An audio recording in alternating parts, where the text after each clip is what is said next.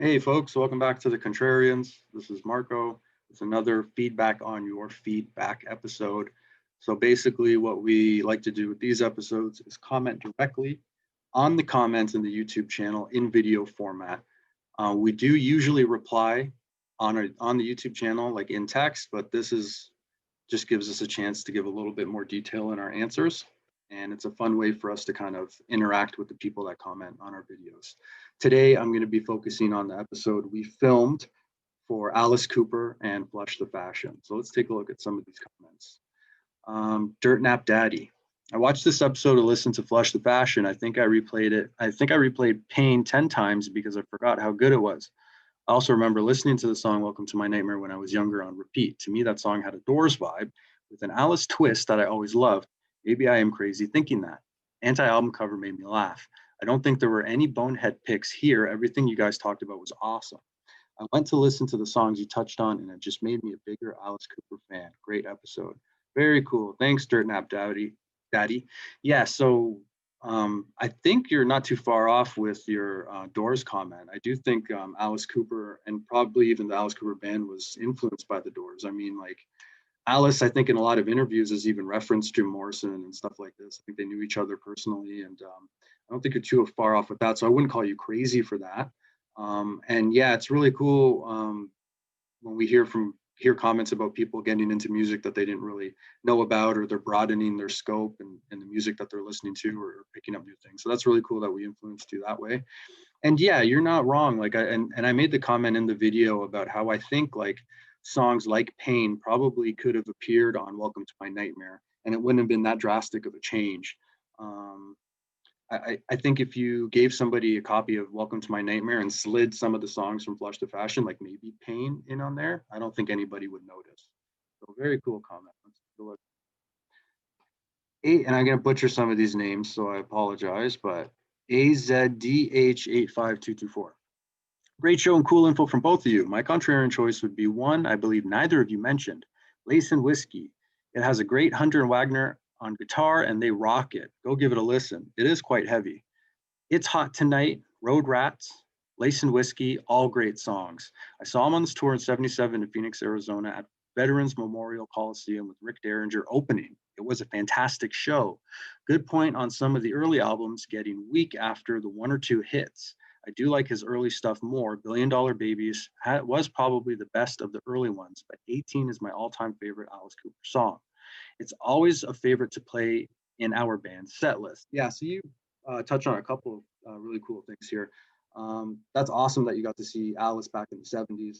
I saw Alice in I think around 2006 or seven, opening for Heaven and Hell with Dio and Black Sabbath. Basically, it was the Black Sabbath version of Dio in the 2000s when they called themselves Heaven and Hell. So that was I got to see him live at least that one time, and I think Eric Singer was actually drumming on that tour. I'm pretty sure.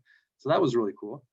But yeah, Lace and Whiskey, that's another good one. I think people kind of probably notched that one down a few notches just because of I think the singles, or at least the hits or the big songs off of that one were Lace and Whiskey and I Never Wrote That Song, which are two kind of more mellowish kind of sounding songs. And I think when those are the two big ones that people remember from an album, I think maybe that's why that one kind of lands a few notches below in people's lists. But you also mentioned, your favorite song is 18, and Billion Dollar Babies is probably one of the best from the early ones, and that most of those albums had one or two great songs. And I think that's probably my problem with the Alice Cooper band stuff is probably my favorite Alice Cooper songs come from the Alice Cooper band. Like any one of those, there's a lot of those songs from then that I would put in my top Alice Cooper songs.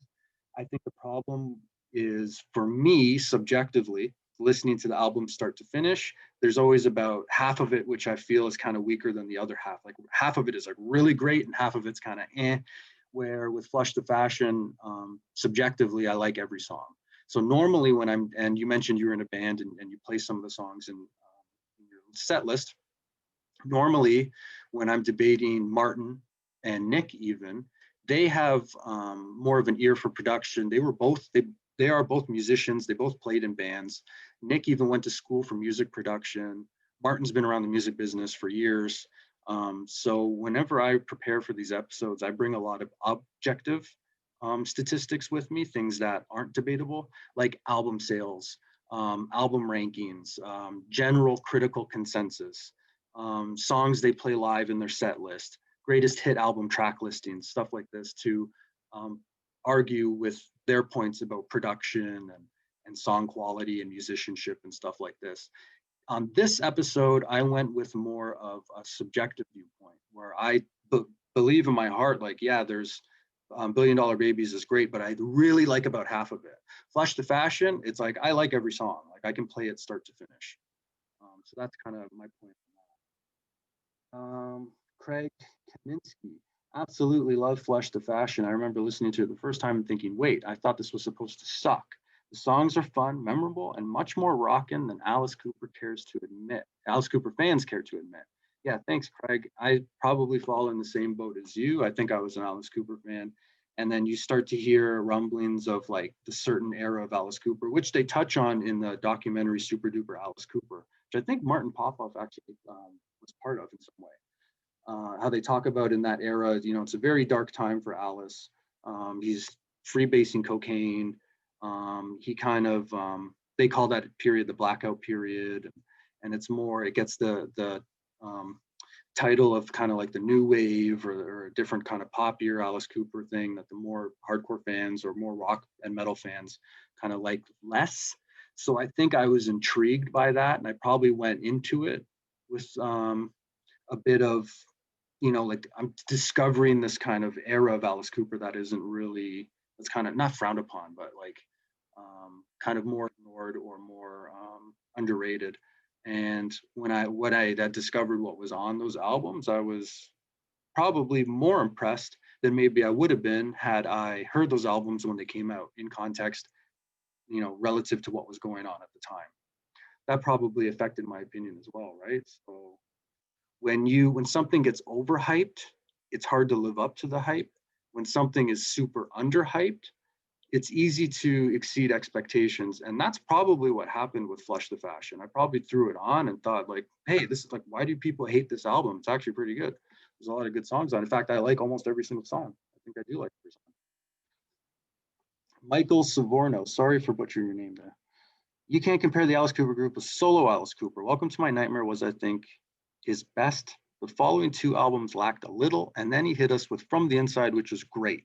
And then he embraced the times with Flush the Fashion, which also was a great album. So yeah, absolutely. Like I had mentioned earlier, the Alice Cooper band, that's the classic lineup. The best, my favorite Alice Cooper songs come from that era, but for an album start to finish, Flush the Fashion is what does it for me. Halface says, I feel Data is one of the most interesting albums in Alice's catalog.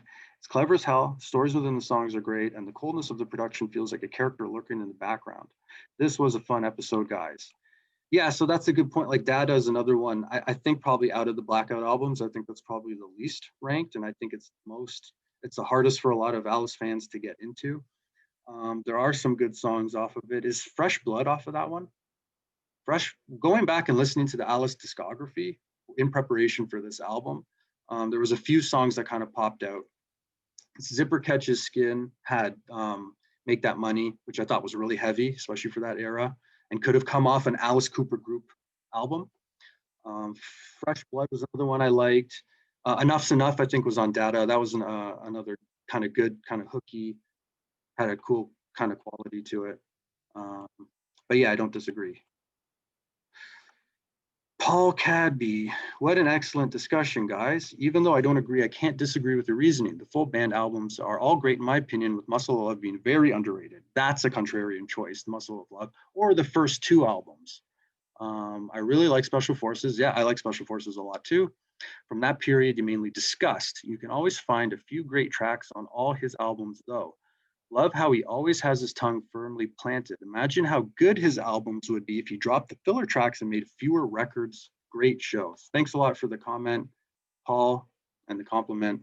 Yeah, that's actually an interesting point. I mean, like, I think if you look at, there's so many albums from the 70s. I think they were coming out like at least one a year. I think the early albums were like two a year.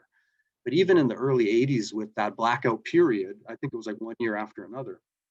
It would have been interesting to see what would have happened if instead of dropping one album a year, he took a few years and dropped one album in a few years. I wonder what would have happened then. So you make a good point about that. Brooklyn Volume. I totally get the Flush the Fashion love. After the watering down period of the late 70s, all his hits were schmaltzy ballads, for fuck's sakes. Flush feels vital and lean. I'm a fan. Yeah, absolutely. Lean for sure. I think every song off of that is about 2 minutes, 2.5 minutes. I think Pain is the one song that's over 4 minutes, and I think everything else is 2 minutes or 3 minutes. And it's a quick album. It's about half an hour. It might even be under half an hour. It might be like 28 minutes. But that's why I like the album too, is it's kind of like you throw it on. If you like listening to albums start to finish, it's a good album to kind of throw on. You get a couple of underrated gems in there, hidden gems or whatever, and you're kind of in, you're out. If you're driving somewhere and it's about a 30-minute drive, it's a great Alice Cooper album to listen to. JJT. I think all the Blackout era albums are good, and Flush probably ties with Special Forces for me. I love Pain, Clones, Aspirin Damage, Headlines, but you didn't mention Model Citizen or Nuclear Infected. I always love those songs too. My favorite album is Nightmare, most underrated Goes to Hell, and least liked in the entire catalog, other than the first two, is Constrictor. Only 3 songs on that one. Great show, guys. Keep them coming. Yeah, we will try to keep them coming as much as we can. You brought up some good points. Goes to Hell is great. Is Guilty on Goes to Hell? I like Guilty. That's a good song. The fact that we didn't mention every single song, yeah, sometimes that happens. Unfortunately, and I had mentioned before, when I come into these episodes, I do lots of research. So sometimes I have pages of research that I've done leading up to the episode. But when we get into it and I'm debating Martin, after about 30 minutes, we'll wrap. And I'll look back and think, man, like I didn't even touch most of my research, right? Because once you get into, when you have a 30-minute discussion, sometimes the conversation just kind of flows naturally.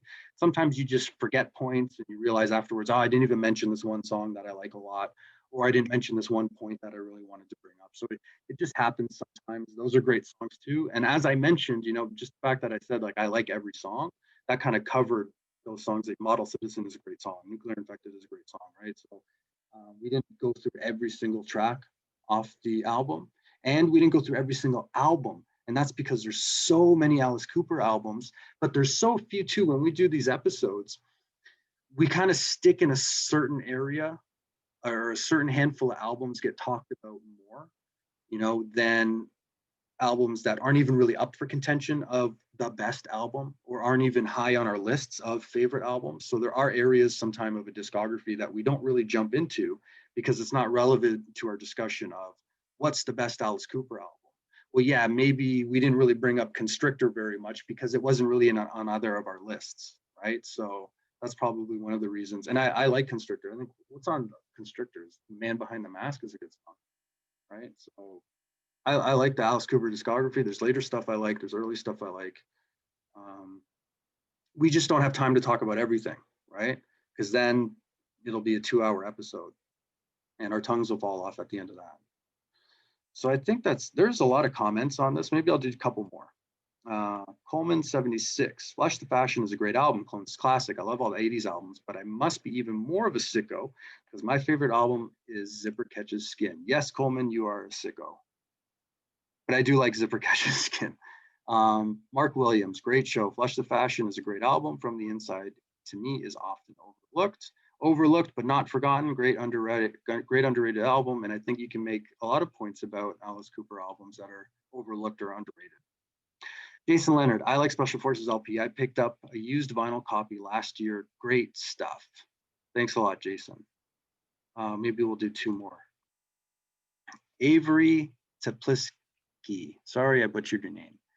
The booze, coke, hookers, and lewds budgets for working with Archie Baker must have been incredibly epic for the recording of this far too brief, bizarro left turn of an album, coming after my second fave, From the Inside, with Nightmare being my numero uno selection, Cold Ethel all the way. Yeah, Cold Ethel, probably one of my top Alice Cooper songs ever. I was somewhat disappointed. Clones is still a great jam, despite it not being composed in-house. And one more thing, Cooper looked like the prototypical punkified Ed Grimley during this period. I can't tell if that's a compliment or put down. But, I will disagree with your comment that this is like a bizarro left turn album, because really I think Data falls more in that category, which is a couple of albums after this one, after Special Forces and Zipper Catches Skin.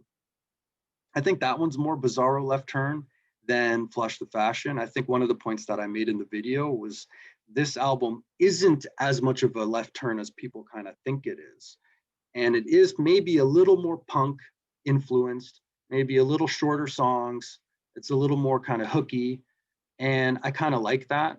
And Martin, if you listen to his discussions and the way he ranks albums, is he kind of tends to lean more towards kind of not so much commercial, but kind of more, maybe not straight ahead, maybe that's not the way to put it. He talks about it, I think, in the Yes episode, where he kind of, some bands, their earlier, darker, kind of experimental stuff, he likes a little bit less than maybe more the kind of maybe polished, maybe better produced, and maybe straight to the point and more kind of songs like that. And I think Flush kind of falls in that category for me.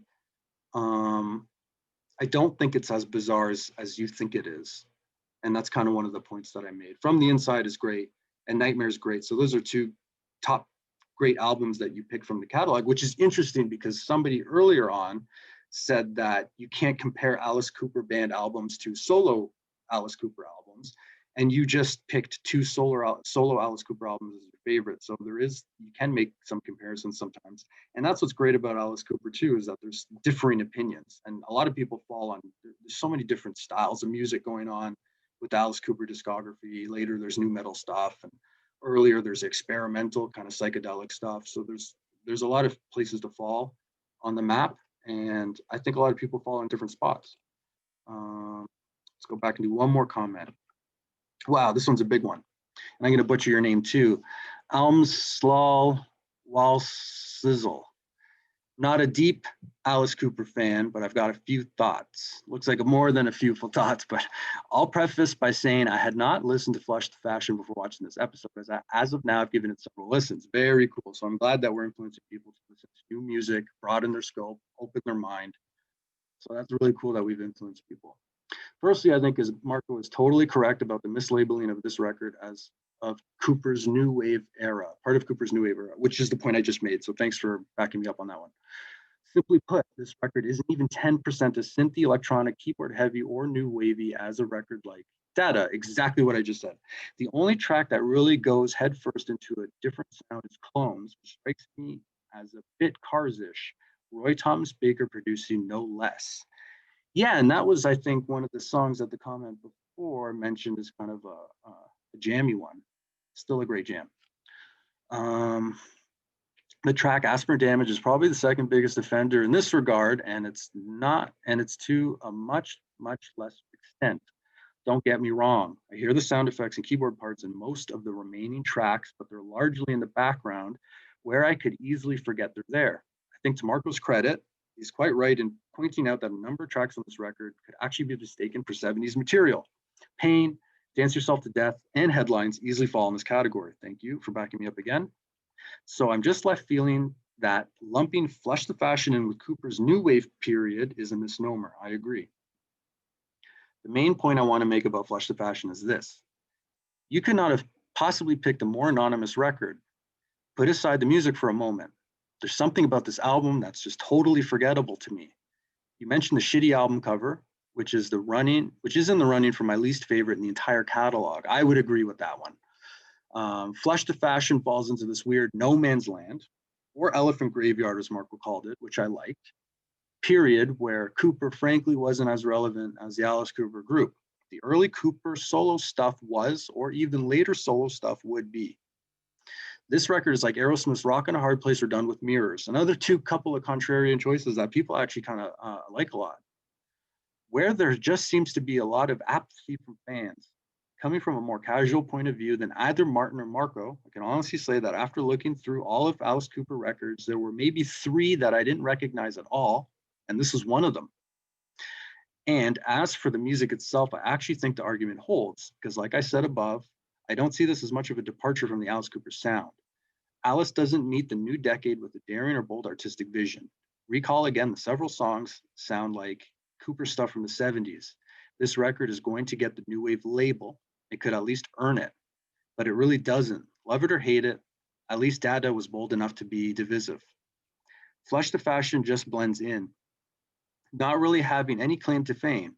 That's interesting. I didn't think about it that way. That at least with an album like Dada, he's trying something totally different. So that's a really good point. Personally, I like the music on this record quite a lot. There's a rather dull atmosphere around the record. Even after listening to it, I feel a bit of dispassion and detachment. I'm not sure I'd say I find it cold, but the record isn't too hot either. Maybe the poor artwork just depresses my perception of the record, but I do get a sort of unspecial middle child vibe here. I'm sure I could keep going on, but I'll just leave it there. Anyway, great episode. You got me to check out this record and I quite enjoy it. So you can pat yourselves on the back for expanding my musical diet. I'm not sure if Flush the Fashion will rise to be my favorite Alice Cooper record, but it certainly isn't bad to my ears. Just for the sake of discussion, I'll say that Killer is my current favorite, though that could easily change with more listening. Wow, great. This is awesome when somebody is passionate about music and have an opinion and they make a big comment like this. And you brought up a lot of good points. A lot of good points I hadn't considered either, like how this album, I had just argued earlier that I don't think this album really is a huge different turn than maybe some of the later ones was. And you kind of say, well, yeah, but at least he made that turn later on, where this one is just kind of under the radar. And I get that. And I think probably that might be the biggest problem with Flush the Fashion overall, is that I think for a lot of, whether you're Alice Cooper fan or just a general music fan, this album does kind of go under the radar in a lot of ways. And so it's cool that we got to shed some light on an album that you weren't very familiar with and that you were able to check out and enjoy quite a lot. And I thank you for leaving that comment. You made a lot of good points. And I thank everybody for leaving comments. I might have to do a part 2 of this more down the road because there's a lot of comments and I didn't get to quite a lot of them. So thanks everybody for checking us out. Remember to follow us on Twitter, Instagram, Facebook. We have done a couple of giveaways for Martin's ebooks. We've given a few of them away. You could be next. So why don't you check us out on Facebook, Instagram, Twitter when we do the next one. It's very simple to enter. We'll continue to do them. Especially if you join now, we're not getting a lot of entries. So if you really want some of Martin's ebooks, then all I can say is that if you jump on there and you start entering our contests, you will probably win one in the next short period. So thanks everybody for checking us out. Really appreciate it. The comments are great. We love doing the series and hopefully we'll continue to bigger and better things in 2021. Thanks everybody.